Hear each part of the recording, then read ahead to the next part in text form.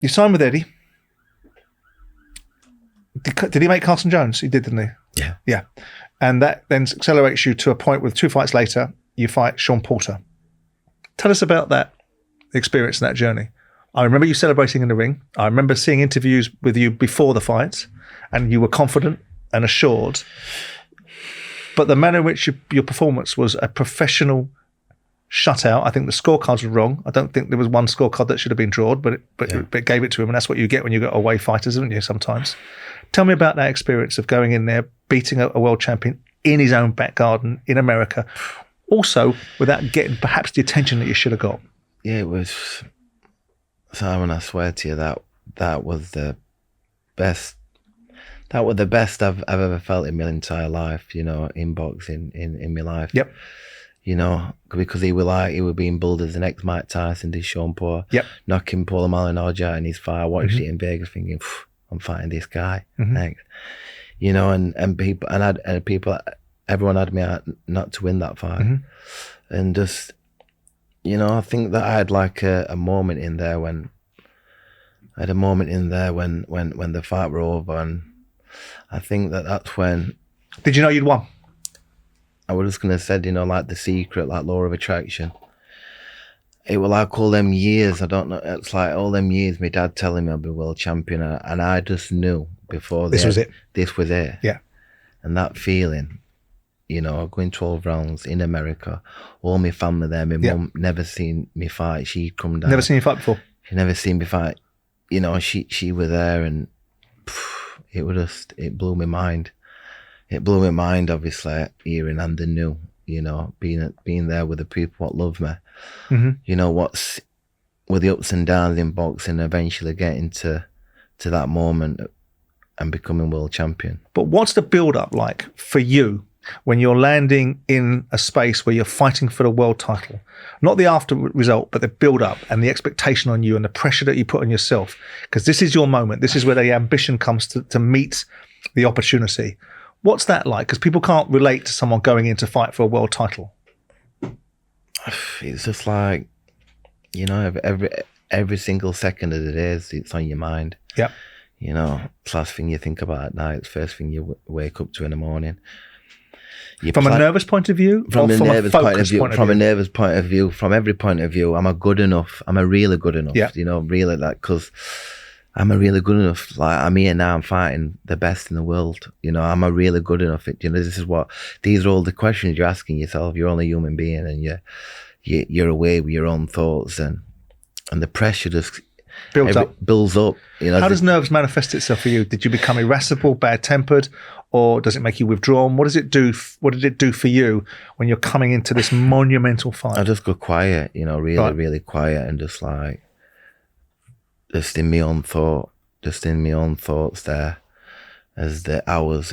It's like, only way I can describe it probably is like the people who are going to go get killed on death row. You know, right, okay, walking towards the gallows, walking through to your final breath. Lethal injection, lethal injection. That's the only way I could describe it. What they feel, you know, that is that feeling of dread then? Mate, is it feeling of dread? It's like it's like the unknown. It's like it's not fear though, is it? You're not frightened of going in there. It's fear. It's every emotion. It's a lot of emotion. It's fear of losing. I'm not fear about getting hurt. Fear of losing. Right. Never get about getting hurt, right, and getting anything like that. It's the fear of losing, like, and because I want to win so much, and I've lost that many times in my head as well. You know, just like, it's just a battle. It's just what you've been role playing this in your mind. I've role played this fight in my mind thousands of times. You know, thousands of times. So, and you lost it. I've lost it. You role played it in your mind and envisaged losing. I've lost it in my mind. I've won it. It's like, right. You know, I can so many things. Honestly, it's like that. Who's training you at the time, Dave?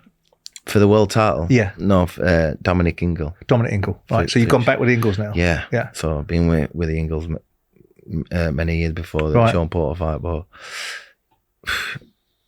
obviously, like, I've never really boxed in America. Then I'm flying to Las Vegas, climatizing. Yeah.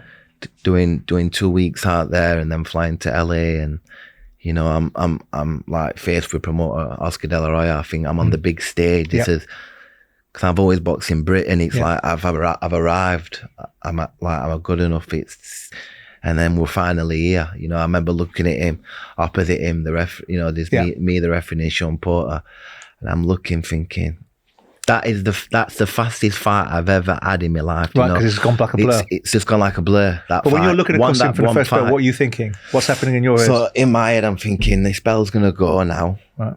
and this is it. This is it, Kell. This is what you've. This is what the dream. This is what it's been about since you've been 9-year-old.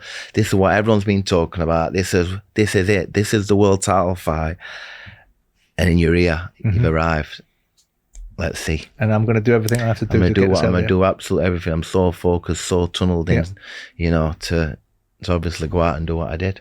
When you win, obviously I saw the euphoria. Did you expect now, this is it? Lights, camera, action. This is it now. I've won the world title. I'm going to get all the opportunities and all the recognition that I deserve. Did it feel like this is the beginning of something? This is where I just thought I'd keep it safe.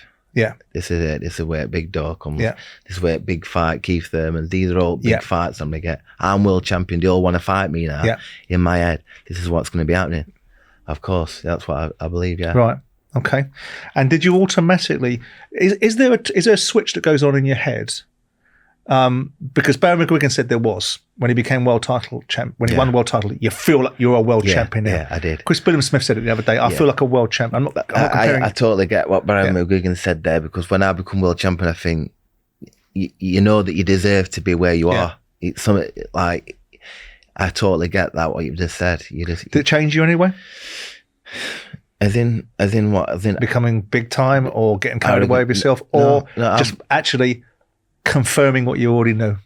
Confirming already I knew. You know what I mean? I didn't change as a person. You know, you see some fighters where they become world champion and goes to their head and they start being a completely different person.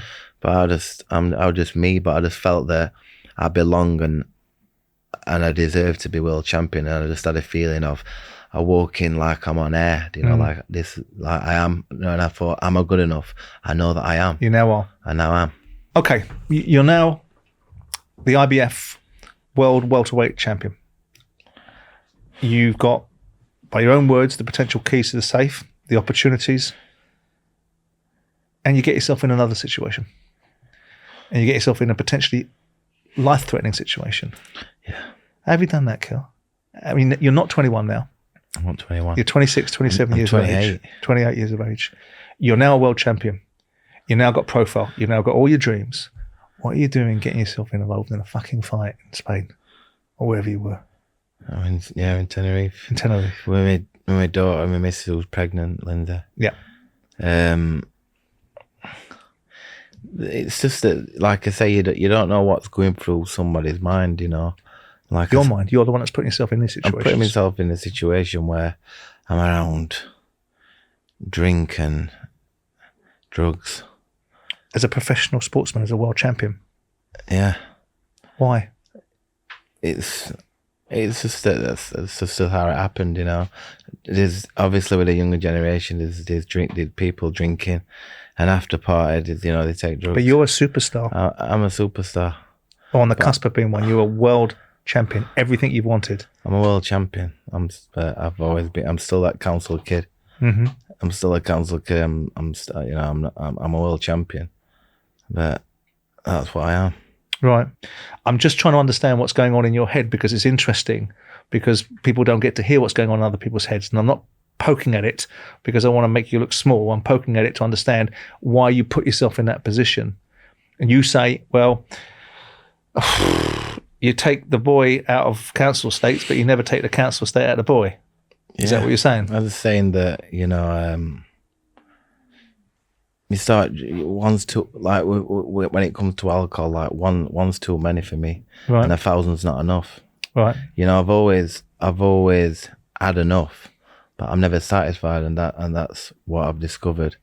You know, by going to rehab and by going to. Was it like that during your career? No, it weren't. Because you're a professional sportsman, you can't, can you? This is after my career. Yeah. This is when I've hit rock bottom. This is when This is when nobody's phoning me up to go to the gym anymore. This is when my purpose is over. This is where I feel like my life's ending and it's like I've died because I've got no fight. That's what my life was. You know, when I've come to retire, I'm sat there in my big house and I'm thinking, what do I do now? Next, yeah. What do I do next? No, I get that. And it's like, and the eyes, what I've had and stuff, and the lights go down. The lights go down, and nobody learns you how to deal. And nobody prepares you for it afterwards. You prepares you how to deal with it. I'm going to cover that part, right? But why do you think it happened? Why do you think someone attacked you? You don't know what goes through people's mind. You know, it's like the person. Envy? Maybe envy. This person's saying that if this situation, like putting, like this guy's completely off his being at it for days, and I've just come, I've just won this world title. My missus pregnant. I sent her down the road to go to the hotel, and I'm having a drink with some old Irish men who are talking to about Brendan Ingle. Right. And then like there's a Lineker bar across the road. This young woman's come across. Lineker, and I've just won world title, and they said, "Oh, Kelly, like come across to our pub, like have a few drinks with us," and da da da, and like I've just won world title. Everyone's excited, partying, and then she's like, "Come back to ours, me and my partner, and we're having an after party here." And I've had a few drinks and I've gone back, and like you said, you don't know what's going through someone's mind. You know, like saying, "Did you see it coming?" Because often you see these sort of things coming, don't you? I didn't see this coming, you know, maybe intoxication. I didn't see this coming. I was like, oh, I've had my leg chopped off. Right. You know, but when he starts saying that he's going to start talking very weird, this person, about stabbing and shooting, and I said, anyone can do that. They're a coward in my eyes. Anyone can do that. I'd stand and have a fight, like, and this is just paused before you know it, like just as a blink of an eye. He's, because of these small places in Tenerife, you know, he's come back and he's grabbed this knife, and as fast as that, so he's calling me a coward. Then I'm like, whoa, what's going on? Yeah. And he's gone down to my leg and my leg going off, just as fast as that. And then he's stood over me, and I'm trying to get out of this place, and he's completely like lost his mind trying to. Do you think you lost anything? Do you think you lost anything physically as a result of those injuries? Who knows, you know, as in... Well, you know yourself, don't you? Yeah, I think... You know what levels you operate at. Well, I got myself right. I got myself right. I could fight again. Yeah. You know. You fight 9 months later, don't you? Yeah. Yeah. It's hard to tell, you know. I felt that I was back.